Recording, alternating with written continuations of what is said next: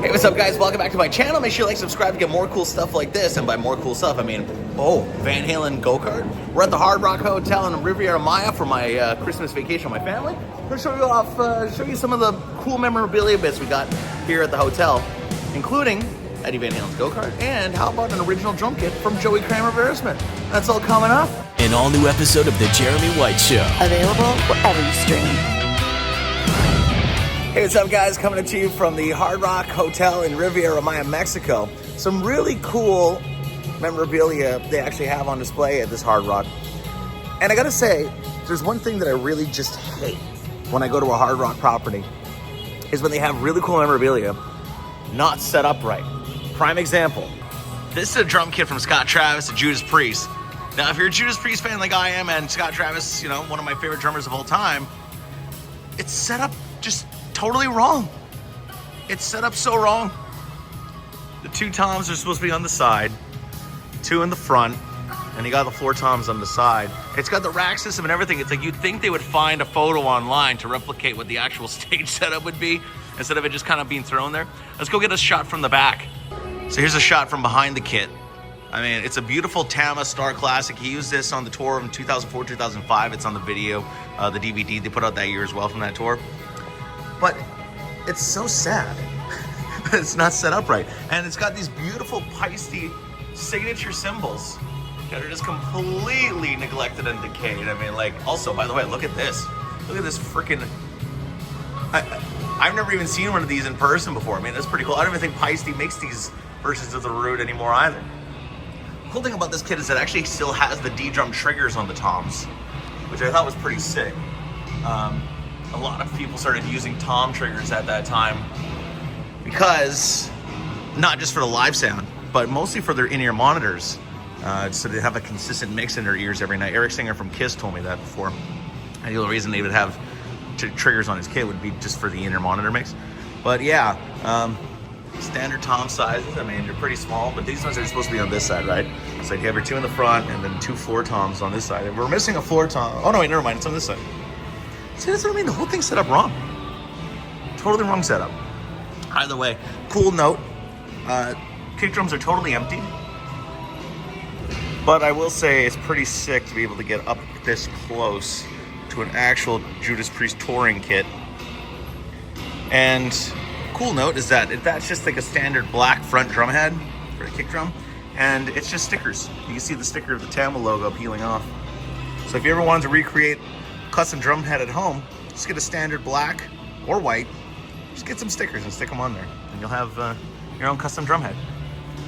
There you go. It was used on the Rising in the East concert DVD, 2004-2005 tour, Judas Priest.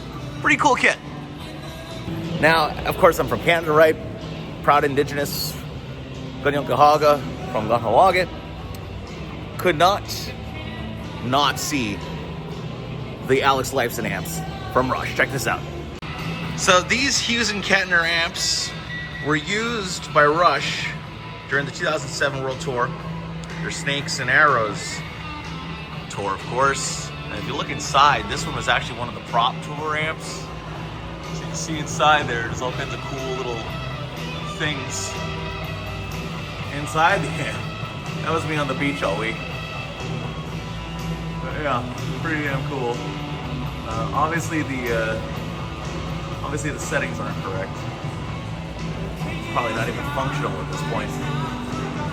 But yeah, pretty cool. And this is by far the coolest part, is that the actual Rush logos are stencil painted onto the back of the cabinets. So this was really, you know, an actual cabinet that would have been used on stage, off stage. This would have been on stage. Stage left. Pretty cool. Now, it might have been just dummy cabinets that were used as props on the stage, like Eddie Van Halen would do, a lot of your favorite artists, but still pretty damn cool that, hey, these are probably still functioning cabinets. If I plugged my amp in or plugged a head into them, I mean, I bet you they'd work, you know? Pretty sick. So this one's pretty cool. This is an original costume worn by Gene Simmons from Kiss in the 70s. They don't actually have a date as to what tour this may have been for. If you're a huge Kiss fan, which I am, but I'm really not up to date with, like, you know, the chronology of Gene's costumes back in the 70s, because they would change them all the time, right? But I'm assuming this could probably be from like Destroyer-ish or something. It looks pretty evil. So maybe it's in the early 70s. I'm sure somebody from the Kiss Army Nation will be able to drop a comment below and let me know what year you think this is from. It's pretty damn cool, man. You see like the detail and the attention to detail of all the studs and everything and the leather work. Like, it's pretty damn cool. Also, you would have thought that these would be like, I guess like, you know, actual studs or like real metal, but they're actually just stuffed leather. Yeah, there must be like cotton or something inside them. Yeah, they're not as pointy up close, especially after all these years. Well, yeah, pretty damn cool. Oh yeah!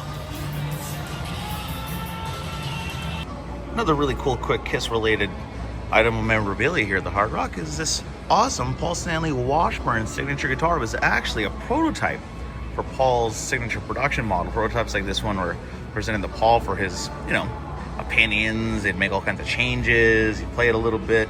So Paul probably played this maybe, you know, a handful of times, if any, if at all. I'm sure they had maybe like, you know, 6 different versions of this with different finishes and stuff.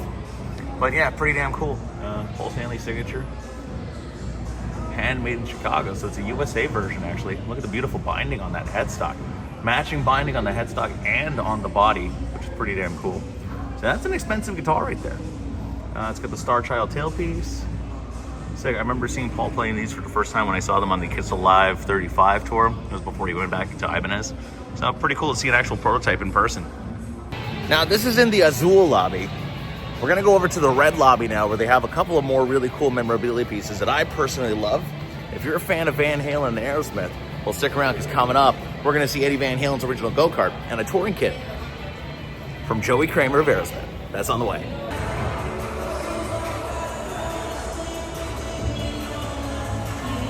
I gotta put my iced coffee down here for this one, because this is really exciting. I didn't even know they had this here, but man, oh man, this is the first and last time I ever got to see Aerosmith. And this was the drum kit that Joey Kramer was playing. Check this out. Oh yeah. Come on, man. That's sick. Let's check out this drum kit. So this is the drum kit that Joey Kramer was using on their 2010 tour, including their epic homecoming gig in Boston's Fenway Park. Now, it's a Ludwig Classic Maple kit, custom purple sparkle finish with the matte white hardware on it. That was probably painted by John Douglas. I'm assuming John would have done it, because that's not something you can get stock from the factory.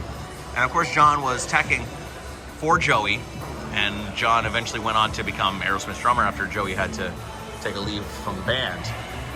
Now, it's pretty standard Joey Kramer's kit setup. I mean, it's Ludwig Classic Maple. This is before, didn't he switch over from DWs at one point too? I'm pretty sure he was playing DWs too. But yeah.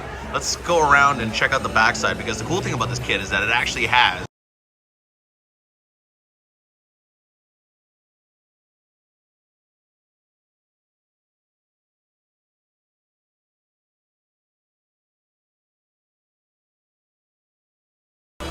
So this is behind the kit. As you can see, it's got the original drum heads on it. My phone can focus. Let's go on up here and boom. Aerosmith logo right on the tom heads. Now these are Remo Weather King coated ambassador heads. You don't usually see ambassadors on the top side, usually on the bottom. So the fact that Joey's using them, they give you more of like a more bouncy tone, I find.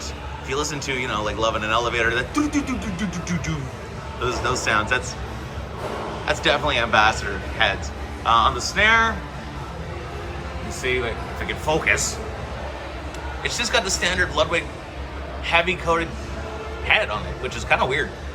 As you can see, the classic maple badge, keystone, and you can see a little bit of the wear where Joey would have hit the snare on the other side of the snare, but yeah, really cool. You see on a lot of rim shots. As you can see, the paint is sort of you know, little nicks and dings on the edges there. But really, really cool. I always loved this drum kit because Joey always had really, really cool setups like Alex Van Halen. And the cool thing about this is with the white hardware, it's like a silver, sorry, not silver, but like it's like a matte white, but it still has a little bit of gloss to it. So like the legs look sort of matte, but then the hardware on the actual toms, like they look gloss, they look sparkle, so not sparkle, but gloss. But so you can see he's using DW hardware stands. These are all painted white. So I'm telling you, this had to have been the work of John Douglas, guaranteed, guaranteed. Let's go to the other side and check it out here. All DW hardware, painted white. Even the snare stand all the way down to the bottom. That's gonna be, yeah, that's a DW snare stand. You can see. And another cool thing about the, what I want to point out on the drum, kick drum specifically, it's empty. No muffling inside. Now, you gotta remember these kits are often put up to auction, sold off to the Hard Rock, and they're left in the original condition they were left in from the artist. So Joey was using totally open kick drum. Palm slam on the front with the black dot. That's pretty interesting, actually. A lot of attack on that kick. The cool thing about the cymbals is that they're originally intact, right? So you can see all of the wear and tear over the years of just sitting in this lobby. Just completely greened out. But yeah, I think it's pretty damn cool to see the all the white hardware that's up close and personal. John Douglas always does a phenomenal job. Let's go check out the drum head in the front fast. Now, I can't get close enough to this to see if it's a sticker or if it's painted, but it looks painted to me. Definitely the work of John Douglas, I would think. I can't tell if it's a sticker or if it's painted. See a little bit of the peeling off and corners of the pointiness and stuff, but yeah, so damn cool. I mean, just to think that this drum kit was on stage with one of the greatest American hard rock bands of all time, and I'm this close to it right now. Play one of my favorite drummers ever, Joey Kramer. It's just pretty damn cool. I gotta say, the Hard Rock, not only are they some of the best resorts and hotels and restaurants in the world, but to give fans the opportunity to be this close to some of their favorite artists and their band's history, I gotta say, it's pretty damn cool. These are original cannons used by AC/DC on Live at Donington, 1991. For those about to rock, of course, the big cannon fired off, and yeah, these are original set props from that legendary DVD that I grew up watching and inspired me to become a musician. Want to play rock music. Pretty damn cool to be up this close. These literally would have been on stage with Angus and Brian in the original lineup. Sans Phil Rudd, right? He wasn't on that, wasn't it? Who's the other guy, the bald guy? What's his name, that guy? Chris something? Anyways, we all know Phil Rudd's the best drummer AC/DC ever had. He's the real one. That's the one we gotta love and appreciate. Now this is really cool. This absolutely amazing go-kart was custom ordered and built for Eddie Van Halen as a gift for his son Wolfgang. A few years later, Wolfgang graduated from go-karts to guitars when he joined Van Halen as their bassist, right? How cool is this? It's got the Van Halen stripes. I'm pretty sure we've seen this in photos at 5150 over the years. I'm too lazy to go do some research and deal with the copyrights to include any of them in the video. So, yeah, just, go look it up. I'm pretty sure you can find some photos of it somewhere. Now, let's get over to this really cool jumpsuit. I'm sure this is familiar to some people in the Van Halen fandom because, well, these jumpsuits were actually only available and made for Van Halen's 2007-2008 World Tour, never available to the public. They were exclusively for the band's techs and road crew. Let's go check out the Van Halen logo at the back of it. Oh yeah, check that out right there. Now that is custom embroidered. It's not just like hot stamped or nothing. That's really truly embroidered right onto the jumpsuit. Pretty damn cool. I think I could just like grab this off the mannequin and leave with it. Think they'd catch it? I don't know, what would I want to take? If you had the option to take one of these things that I showed you in this video so far, what would you want to take home? The Van Halen jumpsuit or the Joey Kramer drum kit? Well, there you go. There's a cool little tour of some of the awesome memorabilia that's rock related here at the Hard Rock Hotel in Riviera Maya, Mexico. If you enjoyed this, make sure you smash that subscribe button and hit the like button, drop a comment.